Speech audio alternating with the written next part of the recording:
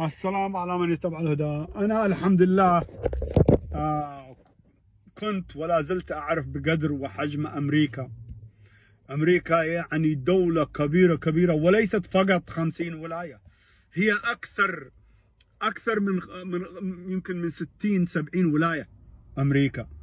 يعني عندما تحسب الأراضي الممتلكة لأمريكا في جوام وفي السماوة وغير وغير وغير وغير، عندما تحسب الأراضي المسيطرة عليها أمريكا، تطلع أمريكا يعني أكثر من 60 أو 63، وقوة عالمية ونفوذ عالمي وحجم كبير.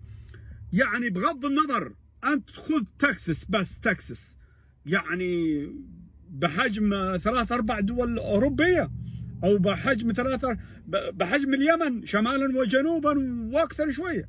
بس تكساس أظل أنا كسائق تركات أقعد يعني يوم ونص حتى أوصل الطرف الثاني. شوفوا Did you know that the US is not just 50 states? When thinking about the United States, many people remember Hawaii, but almost everyone forgets about the other territories.